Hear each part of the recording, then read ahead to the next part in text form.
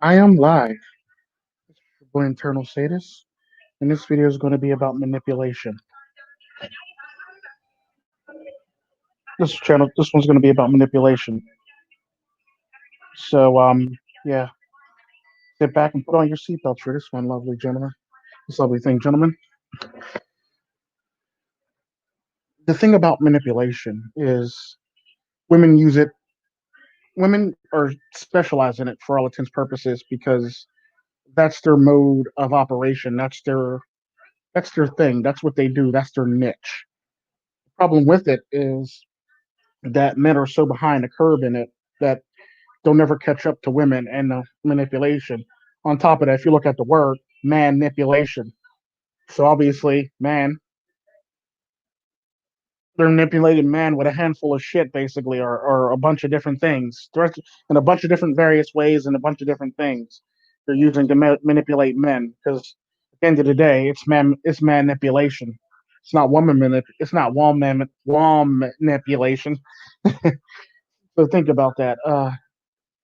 Most of the times when most of the times if somebody's going to be manipulated, it's going to be a man, or it's going to be women, or it's going to be men for all intents and purposes, because men unfortunately grew up in a society where they have to pretty much cater to women, or you know, we grew up. Men are basically the ones who care the most, for the most part. Is the best way I could put it. So naturally, a man's going to bend to women's. They're going to naturally bend to women's whims, or anything along the lines of that. And the sad part about that is women do it so often it's ridiculous. Men are manipulated by women so often it's ridiculous. I would say probably the same rate of somebody having a baby or somebody having an abortion in the United States is the same rate that a man is being manipulated by a woman for all intents and purposes. Um, the irony to that is women's ability to do it and do it so well. The sad part about that is it's not done well as much as it's done sloppy anymore these days, especially with feminism. Thanks to feminism, it's very easy to see manipulation being done or taking place for the most part, which is actually very lovely. Thanks to feminism, it makes everything more visible. It makes everything more visible for the most part, because at the end of the day, you get to see how women react and act and in public, basically, especially when you see a feminist and she jumps in your face and she starts swinging on you, but she was equal 5 seconds ago. The minute you slap her down to the ground, now all of a sudden, she starts crying and white knights come to her rescue. Now she wants you arrested. That's typically how that works. That's the society we live in. We as men, we are faced with this type of shit on a regular basis. So it's not shocking to see men come to women's rescue when in fact we live in this gynocentric world where men are always going to come to females' rescue. It's sad, but it's so true. And the sad part about that is the cold reality of it is that not too many people realize that they're going through it, or not too many people understand when they're going through it as men. And the sad part about that, when it comes down to it, is when to nip it in the bud, or when to stop it, or when to try to actually put a stop to it. It's typically what you have to worry about as a man. If you can't nip it in the bud early, then it'll continue on. And if it continues on, you'll pretty much fail altogether, because at the end of the day, manipulation is basically a serious of how much she can actually get away with. This is why she manipulates. See how much she can get away with. And the sad part about that is when she stops getting away with stuff, she'll employ tears or guilt or blackmail, emotional blackmail. She'll pull at your heartstrings with emotion. She'll make you feel guilty about something. It's typically how people actually do. It's pretty much how it works when it comes to society. The best way to look at it is child support court. You think about child support court is geared towards making you feel guilty for any odd reason. It's basically geared towards making you feel guilty for all intents and purposes. The sad part about that is when you're faced with it, it's all about how you actually go about it and how you cure yourself during it. You don't want to be too over cocky, but you don't want to be easily manipulated when you're actually facing things like that, which is actually pretty funny. Because I've always found it funny how people can actually manipulate men into doing things, or hold men over the rake or hold men over the coals, when in fact this actually should be much harder to do. But at the end of the day, you also got to take consideration to a man's base instinct is to care for society. So he's going to do anything for society. Like a good example, anything for society, Titanic, women and children first. That's typically how men think. That's how men are taught to think. This is how men are indoctrinated to actually care and be manipulated and to be taken advantage of by women in the system, because they play on your heartstrings. They manipulate you emotionally. They blackmail you emotionally. They basically get into your head. They're basically like, they basically know the base nature of men, so they basically use all that against a man, so they can actually make a good case or make a good point to get you to capitulate to society for all intents and purposes. But the sad part about that are there are a lot of men waking up, but the sad part about it is a lot of men aren't waking up fast enough, and even the men that are woke are still falling for this shit for all intents and purposes, because it's all about an intimidation game. Because I always said, the neighborhood or the hood in general is the fact that the hood is predominantly built on fear and emotion. That's typically all it really is. It's built on fear and emotion. So when you're walking through the neighborhood, if you look scared or you look like you're easily take advantage of, you're going to be a easy target. It's kind of like what they say about New York: walk like you know where you're going. Typically, when you're in the hood, basically you walk like you know where you're going. Because the sad part about that is it's mostly psychological when it comes to the hood. And the sad part about that, it's almost like a dog. A dog can sense fear, or a dog can sense emotion coming off of a person, typically. That's typically a hood, which brings me back to women, which is women can sense fear, women can sense confidence. If you lack it or if you have it, they can sense fear or any type of emotion coming off of a man, for all intents and purposes, which is actually very funny. The sad part about that is you got to be very stoic, because the sad part about that is men's stoicism is gone for the reason it made it hard for women to read emotions on men. And the neat thing about that is if you bring back stoicism or nonchalance, it's very hard to read a man. I remember I was talking to a woman, and if you've ever met me, I'm pretty like nonchalant about my responses. And I remember her saying something to me, and I go, she was basically telling me a price of something that I was going to purchase, basically. And I go, yeah, it's cool, it's whatever, it's all good, I got that, right? So I was so nonchalant about it, like, yeah, it's cool, I got that. Yeah, I'm not even worried about that. Uh, my response to her, she said, she quote, it scared her. Now think about that. My response scared her. It scared her for two reasons. One, she couldn't get a read on me to actually know what I was actually thinking or understand anything or any emotion coming off of me, because I did it with such a flat affect and it was so nonchalant. It's basically like, yeah, yeah, whatever. Like something like it's like almost like I was looking at it like it was beneath me or something like that, or just brushing it off like, yeah, whatever. That's nothing to me. And that's typically what it was. And I remember her saying she's scared. That's the reason why she was scared, is because she couldn't manipulate me. She couldn't figure out what I was thinking. She couldn't read my face and my emotions. And what happened was she couldn't read me financially for all intents and purposes. So she couldn't read me financially at all. She couldn't read my emotion. She couldn't play off of any emotion. She couldn't play off of anything because I gave her nothing. In famous words of Lion and MGTOW, I gave her nothing. And that's typically how it works. You just give them nothing. And the irony to it is when that happens, you'll see a change in a lot of the things that women do, because they can't catch you off guard, because they can't manipulate you, because there's nothing there to manipulate for all intents and purposes. So when you're able to do something so nonchalantly or so stoically, it makes it hard for women to read you, and it makes you an intimidating specimen. Hell, it makes you an intimidating specimen to men too if they can't read you, because it's almost like having a poker face. You never want to be. be outbid or outdone in poker. So you try your best to read the person. If you can't read the person, then 9 times out of 10, you're probably going to take less chances if he doesn't show any tails or for all intents and purposes. But this is typically man in a nutshell. And the neat thing about it is a lot of people don't quite understand it. And a lot of people, this is basically a man's essence. Man's supposed to be very stoic or very nonchalant. And the sad part about that is because a lot of the men were raised by a single mother or overbearing mothers, or, you know, the mom were the pants in the family, even if they had a dad, a lot of these boys are raised with emotion and raised to show emotion, or raised to be manipulated by emotion very easily, especially if they are raised by single mothers, which is actually a pretty damning thing. Which makes for a your typical your typical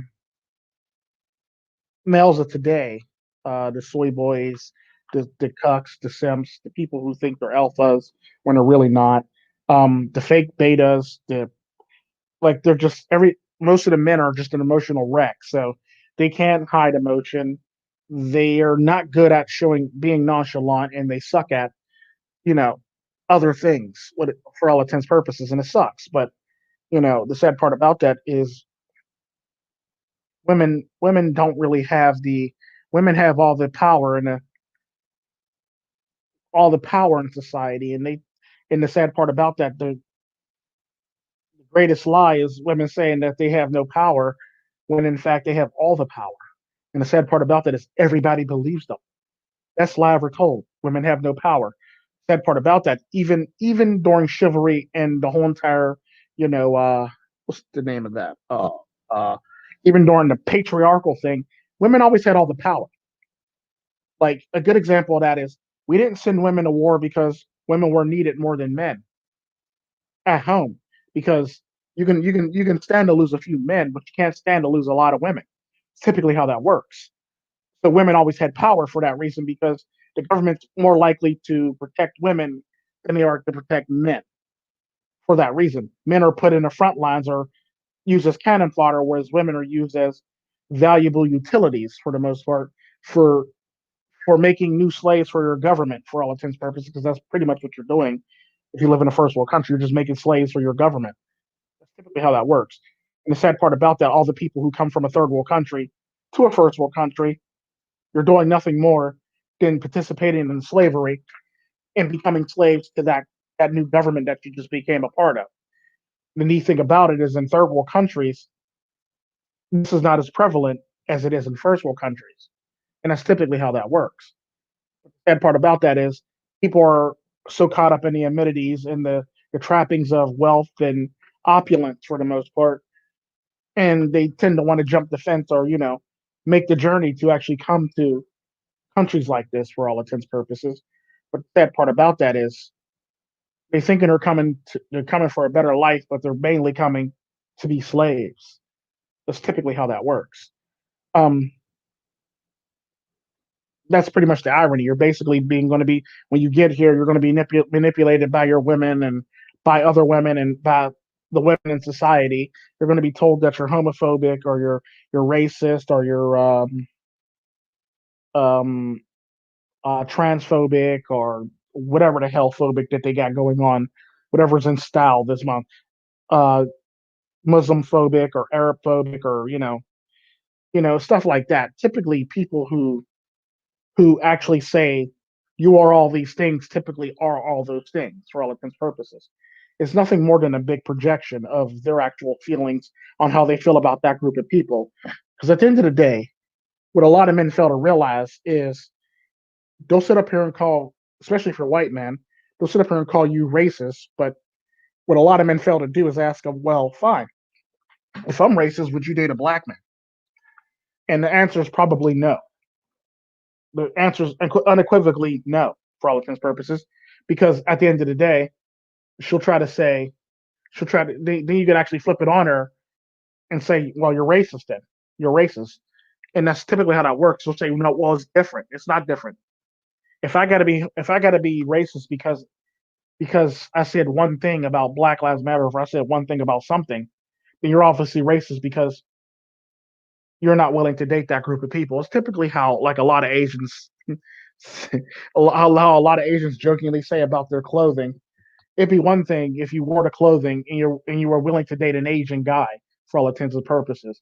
But if you're not willing to date an Asian guy, then what's the point of wearing our clothing? You know what I mean? It's kind of like that for rap music. Everybody listens to it, but nobody's willing to date the men in it. For all intents, well, some are, not all of them. But the sad part about that is the people who listen to it the most are least likely to actually date black men. Like, let that shit sink in for a minute. The women who listen to rap music the most are least likely to date black men, whereas the white men who actually listen to rap music are actually more likely to date black women. Hell, the white guys who are gay who listen to rap music are more likely to date black men than any of their female counterparts, for all intents and purposes, which is actually pretty funny. Um, Another thing about manipulation when it comes down to it is how women go about it, how they carry themselves in public, and how they're able to get away with it for the fact that, we live in this era where we don't really even need a hashtag believer because all she got to do is cry in public and everybody's going to come to her rescue. That's typically how that works. Or she whinges or, shows it sheds a tear or something along the lines of that. That's typically how that's going to work is everybody's going to come to her rescue because we really don't need a hashtag believer when in fact she got beta male simps and cucks and white knights basically at her disposal that'll just come just like that if she looks like she's in distress. That's typically how that works. The sad part about that is in this day and age, like I said, women tell the biggest lie about being the most oppressed when they're actually the most cared for, the most taken care of, because at the end of the day, men didn't build the society for them. They built the society to make it easy for women. The society wasn't built for men because if men were going to build a society for men, it wouldn't look like this. It would have minimum comforts to it. But because of women and children, it has maximum comfort and all the opulence for all intents and purposes. Hell, a man probably would be fine if he on a stone slab bed for sleeping for all intents and purposes, or in a tent, or in a small apartment. But no, you got women, they want all these great things because they're the consumers. And this is typically how everything's manipulated. They'll say like, "Oh, well, men make more money in relationships than they do when they're single." But the sad part about that, what they don't tell you is that how much money is a man saving single than he is as in a relationship. Typically, is how that works. Most men in relationships live paycheck to paycheck, or damn near paycheck to paycheck, and most men in relationships actually don't have a savings for all intents and purposes. But the sad part about that is men who actually are single have more of a savings and things like that for a lot of his purposes. What's up, Blind Assassin? How you doing today, pimpin'? I'll definitely go check that out, pimp. I'm gonna definitely go check that out on your channel today. I've been busy traveling, so I'm doing this podcast real quick and knocking it out so I can actually go check out some content because I'll be on my way home pretty soon here because I'm on a bit of a business trip. But yeah, typically how it works is women tend to spin it so they can make themselves look like the victims even when they're not victims. Um, because at the end of the day, women want to have all the benefits and none of responsibility or none of the consequences and or have to do any of the legwork for all intents and purposes is typically how that works. And the sad part about that is men just give it to them hand over fist. And the sad part about that is you give them an inch, they take a mile. They take that mile, they take a freaking they take a whole entire swim across the ocean to the other side of the freaking world for all intents and purposes. And this is typically how that works. Yeah. After at a certain point in time, you have to say no, and as a man, you have to be willing to deal with the consequences because if you let women run amok, this is the type of shit that you get. And you live in a world where shit don't make no damn sense, and ups down and downs up, and left is right, right is left. Uh, facts are alternative facts because they really don't matter because of feelings. Because at the end of the day, it don't matter how many facts you're spitting. 9 times out of 10, you're probably going to still be cancel culture, or 10 out of 10 times you're still going to get cancel culture, no matter how many facts you're spitting, because they'll just say you're being hateful, or you're speaking hate speech. Typically how it works. Or you're being a mean person, or hell, there's women that'll just mean to you for because they took a L in an argument. It's that simple. So at the end of the day, I know everybody always say this shit. And I know Ben Shapiro says this stuff. Facts don't care about feelings and stuff like that. But at the end of the day, in this day and age of court of public opinion, you can be destroyed by somebody else's feelings based on how somebody feels about you. The sad part about that is it don't matter how many facts you spit. If you hurt somebody's feelings, those facts don't mean nothing if your ass is sitting in jail or being sued. That's typically how that works. And the sad part about that is men are losing so badly at this. It's ridiculous for the reasons that women manipulated society to believe that they were victims, or women manipulated society to believe that, you know, to for people to want to come to their rescue. And the sad part about that, there's a lot of men who are beta male orbiters or simps or white knights that come to women's rescue on a regular basis. Hell, there's men dying left and right on the news trying to come to a woman's rescue. It's sad, but it's so true. And the sad part about that is that's men's selflessness that is being displayed in public to be used against them, or used in a way where it hurts them instead of helps them for all intents and purposes. Because not too many men actually walk out of like situations like that alive or well or 100% for all intents and purposes, unless you're the guy who the guy was trying to attack, and you walk out of there perfectly fine. Because the sad part about that is men will say, "Well, I don't care, man. I'm willing to put my life on the line." That's the sad part about that. That's what society wants you to do. That's what women want you to believe, that you're willing to put your lives on the line for other women. You don't want to put your lives on the line for other women, especially if they don't deserve your life being put on the line for them. Because that's the sad part about women. Women are women are women like enjoy men's pain for all intents and purposes. A woman would never let a man have fun for any reason, for that reason, because if they're having fun, then that means they don't need them. If they don't need them, then that's a problem. And now we got to actually rein them back in, make them feel guilty, manipulate them back to the plantation and shit like that for the most part, manipulate the hell out of them. And that's typically how it works when it actually goes down. And a lot of people fall for this hook, line, and sinker on a regular basis because men, it's not the fact that men are gullible, men are built to care for all intents and purposes. It's hard for a man to look away when it's women and children. This is typically what they do for to military men for the most part. If they know that a society cares about women and children so much, they'll basically send women and children in as cannon fodder, or you know, to their death to basically get their point across, or to get some to hire the body count of casualties for all intents and purposes. It's typically how it works, i.e., the Muslim terrorists during the last war, where they were sending women in with IEDs or bombs swaddled like babies for all intents and purposes, and they were killing men left and right. This is it's savage, but it's the best tool ever that somebody's ever used against men in a first world country. Men care too much, and they're not willing to shoot a woman, despite the fact that they probably should shoot that woman, because they know that. And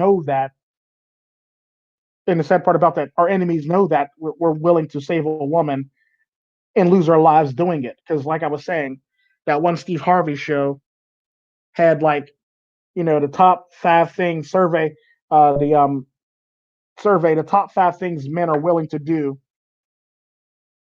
for sex. Sad part about that, one of them was lie. Another one was lie, and the other one that was really really shocking and sad was die for all intents and purposes. So men are willing to lie and die for sex. Men are willing to do all this stuff for sex. They're willing to be heroes for sex. They're willing to put their lives on the line for sex, or for the fairer sex for all intents and purposes. And that's typically how that works. But the sad part about that is men don't have to do this. Yeah, they're willing to lie, cheat, steal, beg, and die for all intents and purposes. They're willing to do that. Cheat. They're willing. No, what I mean actually was a lie. beg, kill, and die for all intents and purposes was the actual thing. It's like you're willing to lie, steal, kill, and beg for it and die for it for the most part. That's the sad reality of men in this day and age. Because if you're willing to do all this, then what else are you willing to do with your life? How easy is it for you to throw away your life? And women play on this because they know they have the upper hand and they know they have the advantage, but they'll sit here and cry while they're smiling on the inside watching you die for them. Typically how it works. It's kind of like when you see a woman get turned on by a guy, two guys fighting. It basically turns them on to watch two guys fighting. Sadly, typically how that works. But you know, a man would go out there and put his life on the line either way.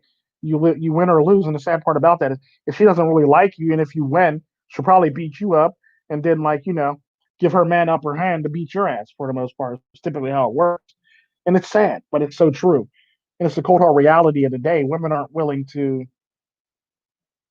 do things if it's not for their benefit. Women are willing to go a certain way or do something, a certain thing, if life changes on a dime for them for all intents and purposes. Like a good example of that is, if, let's just say, if their husband was kidnapped, he could be her husband for 30 freaking years, 40 freaking years. Don't really matter. But we'll just say, they've been together forever. If her husband was kidnapped and the person who kidnapped her husband was to say, "You'll never see your husband again unless you marry me for this amount of time," a woman's more than likely going to capitulate to that and marry the man who kidnapped her husband. Hell, women have been known to marry men who killed their husbands. Let that just sink in. Women are known to marry men who killed their children and their husbands. So that's typically how that works. So this is the society we live in. So when you run into these things, you got to be able to discern them, look at it, weigh it, and categorize it properly for all intents and purposes, so you can move on and not be caught up in the whole entire mess. Because at the end of the day, a man's life in a Western world is disposable. In a first world country or the Western world in general, a man's life is disposable. What's up, Seeker?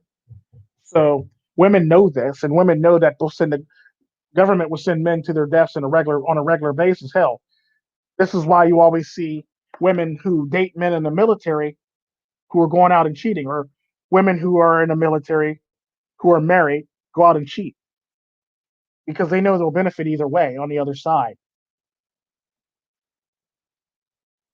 And that's typically how it works. Men are very disposable. Women are more valuable than men in a society. But the sad part about that is women will try to paint it in a way where they seem like the victim and they're not valued and they're undervalued for all intents and purposes, when in fact the government caters to them on a regular fucking basis. Can't be you can't be less valuable and then be not registered. And you can't be less valuable and then not have to register for selective draft.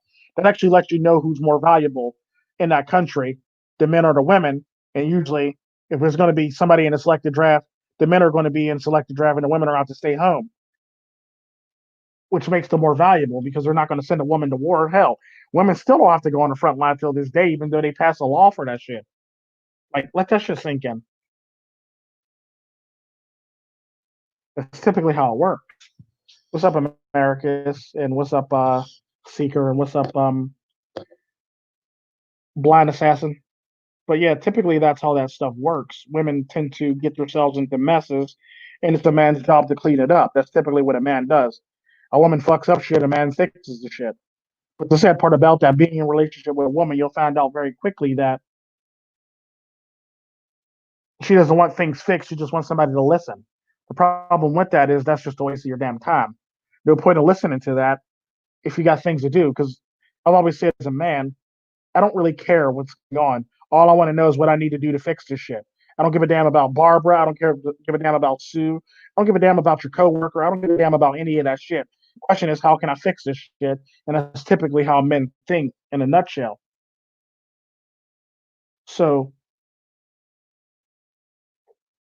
what you can't do is be talking all this trash and then wondering why men aren't really catering to you, or anything along the lines of that.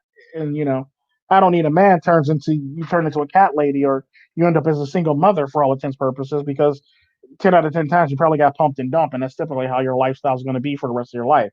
People are going to pump and dump you. Nobody's going to settle down with you, and it's pretty much going to be leftovers, like the leftover women in China, which is very funny. But the sad part about that, at least the leftover women in China have more value than the Western women in general, for the fact that they can actually cook. They're actually very feminine. Just the fact of the matter is nobody wants to date them for the fact that they hit a certain age, or they were married and they got a divorce, so nobody wants to touch them, which makes them leftover untouchable women for all intents and purposes in China. And the sad part about that, there's more men in China than there is women in China, but a large majority of the women are actually single, and not too many men are actually single in China for all intents and purposes, which is actually pretty funny because a lot of the, if you ever notice, a lot of the Chinese men are dating Eastern European women, because that's actually a nice community now. It's a nice ass community. It's actually bigger than the swirling community, which a lot of people actually don't know about. The Eastern European Asian man community is actually way bigger than the the swirling community. It's way bigger than the Latin white community. It's bigger than the Arab white community. I think it's like the biggest community of daters out there for all intents and purposes. Eastern European slash uh Asian Eastern European slash Asian man community, where they date Eastern European women for Asian men, is typically a very big community. It's very, very big. It's very vast. Like I said, it beats the swirling community, which is actually pretty funny. And when I talk about the swirling community, I'm talking about black white swirl for all intents and purposes. It actually beats that community, both men and women. Dating outside their race, it beats that community in general, which is actually pretty darn funny. But the neat thing about that is, when it comes down to it,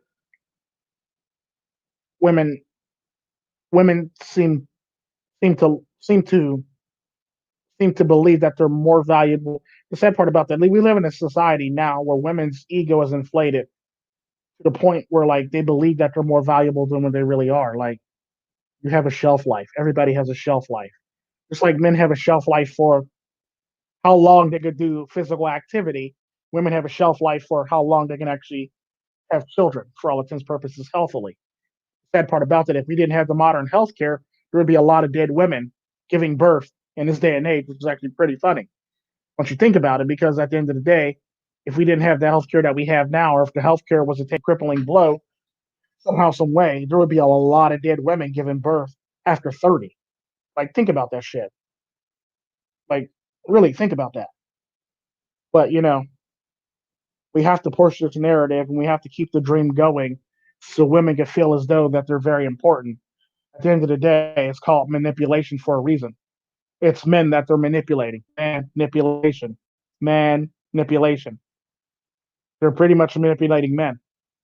It's typically how it's always been from day one till now. And the sad part about that, that's pretty much how it'll be from here on out, for years to come and for decades to come. Manipulation. Manipulation. The manipulation of men. Let that sink in and let that swirl around in your head, gentlemen. The manipulation of men. Manipulation. Manipulation. It's not called wom manipulation. It's called manipulation. There's a reasoning for that. There's a reasoning for that in the English language. There's a reason why the root word is man and not wom man. It is what it is. Because at the end of the day, this world, the world is this world. Men are in a world to be manipulated for all its. Yeah, typically how that works. That's why men are here, to be manipulated by society and women. That's why we're here, to be, like I said, to be manipulated by society and women. And the sad part about that is what a lot of people don't know, and what a lot of people forget is no matter how far we go into this red pill journey or the MGTOW journey or the IPMOR journey or the SYSBM journey or whatever you want to call yourself, better bachelor, I mean, bachelor lifestyle, free agent lifestyle, anything that you want to call yourself for all intents and purposes, at the end of the day, you have to always remember the basics and have to always remember the fact that men are here to be manipulated by the government and women. The best way to do it, like I was saying, a good example of how they do it is just look at the child support courts for all intents and purposes. Like I was saying earlier in the video, it's set up to a way where like they literally try to emotionally blackmail you. They try to emotionally manipulate you. They try to pull out your heartstrings. They try to make you feel bad about children because that's typically how that works. Men are supposed to feel bad for women and children because it's been like that since day one in the European countries. We care about the women and children. That's typically how that works. I don't, I don't really think too much. I don't think. I think Europeans are. I think the Europe. I want to say the Europeans were the only one that had the concept where women were this important or women was of this value to them for all intents and purposes. Because back in the day, the Asians used to pretty much they had a debt they would just give away their daughter or their wife or a woman in a family. In a lot of Asian countries, they were like literally women would end up being concubines to pay off debt for all intents and purposes, or until your husband or man or your brother pays off a debt for all intents and purposes. And the sad part about it, even if your dad died, somebody else in the family basically still had to pay off your debt. So you were going to be stuck there if your father died or the person you were with died for all intents and purposes. You're going to be there for life until somebody pays off your debt. Typically, how it works. That's the sad reality. At the end of the day, I want to say Europeans were the ones that came with the concept of women and children are important because there's not too many African tribes I can think of where women were even at a port in hell. There are a lot of African tribes that will throw women to the wolves. There's a lot of African tribes that would use women as cannon fodder or children as cannon fodder for the most part, especially if they were weak and they couldn't fight. Oh yeah, they were definitely getting thrown to the wolves or whatever the hell was that knocking at the door that night.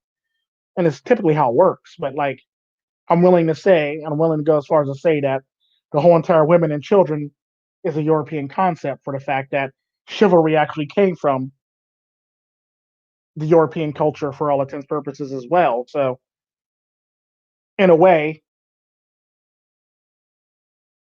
in a way, the European culture actually reverberates over throughout the world because it still exists within this society for the fact that we may not call them a lady, but they're still a lady. Despite the fact that they're acting like all whorish or they're acting all hoish or they're acting all like men or they got like strong chins like men. The sad part about that is they're still ladies in our society. No matter how mannish they act, no matter how bitchy they act, no matter how stupid they act, no matter how what reckless, stupid things they get themselves into, they're meant to be protected and coddled and held for all intents and purposes to high regard for the fact that this is the societal model that we live in. Without it, we would all be savages for all intents and purposes, like they referred to a lot of the people and a lot of different groups that didn't have the same ideals as them. Sometimes I often wonder if maybe when it came to this, the Europeans might have been wrong and everybody else might have been right when it comes to women for all intents and purposes. It's kind of like the running joke with the Muslims are right about women thing. I often think about that quite often. Maybe the Europeans got it wrong, and this is why we're in the mess that we're in because most of the most of the Western worlds are built off this whole entire model for all intents and purposes. Not too many of the African societies are built on this model, unless somebody has prying hands or somebody has their hands in it for all purposes, which really sucks.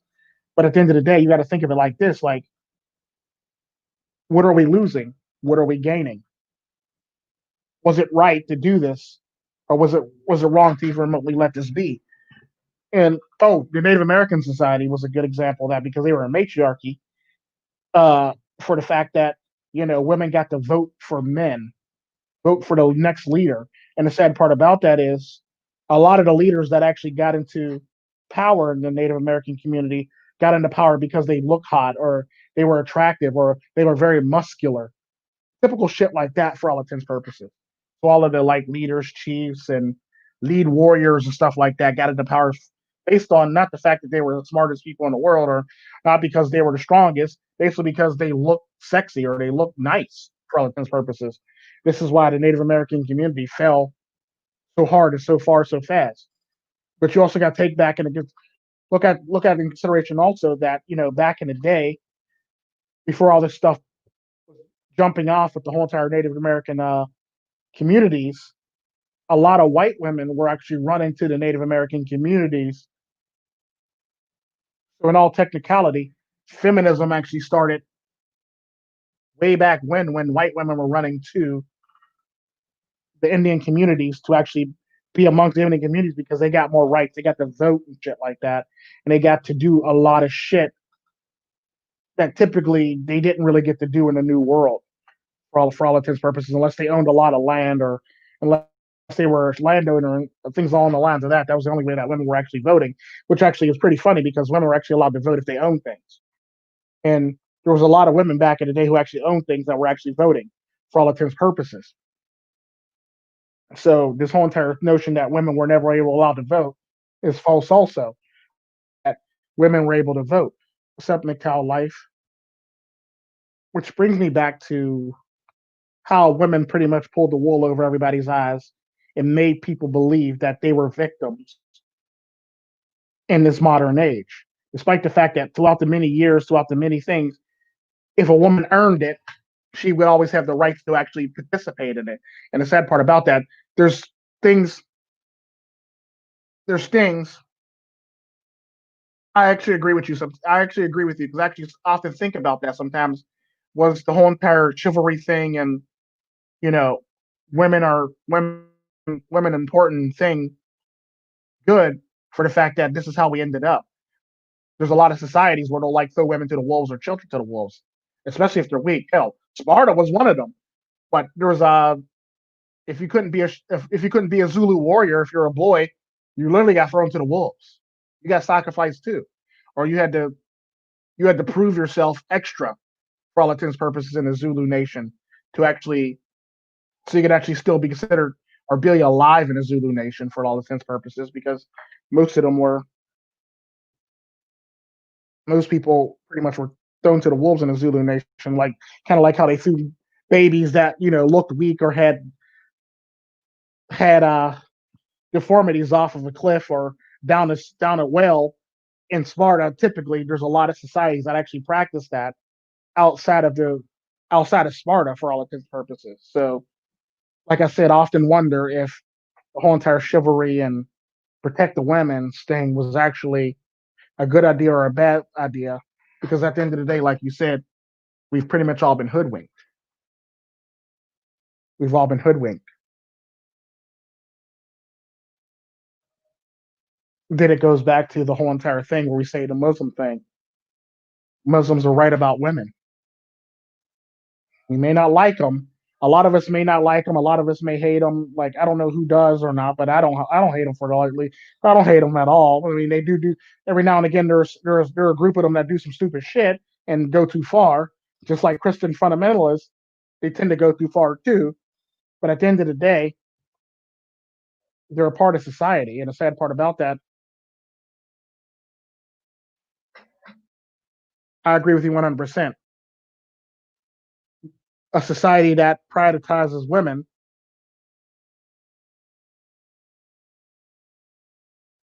is assigned a future of failure for all intents and purposes. That's actually very true because now I'm starting to think that we went about it the wrong way.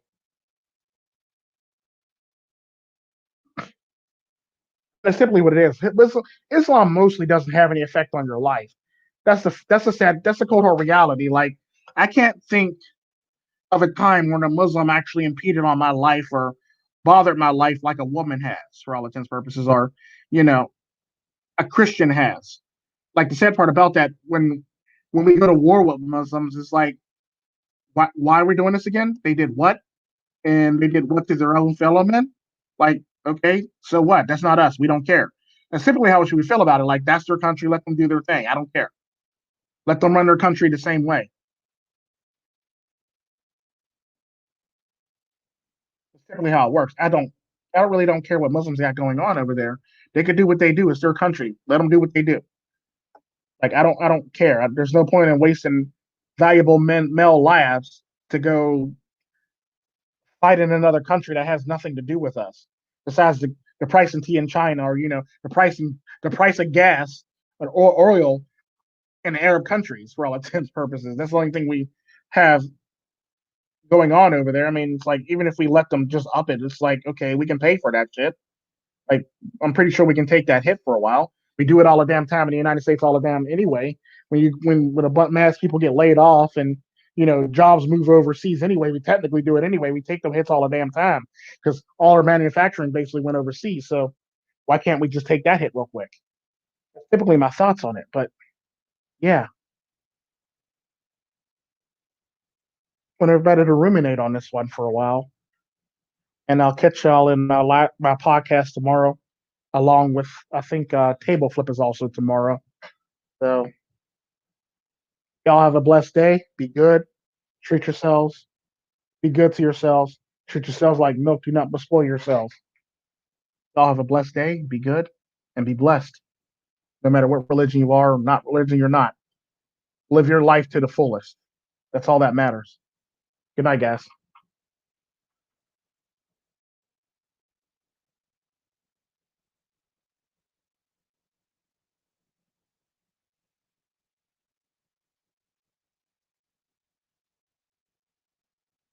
To answer your question on that,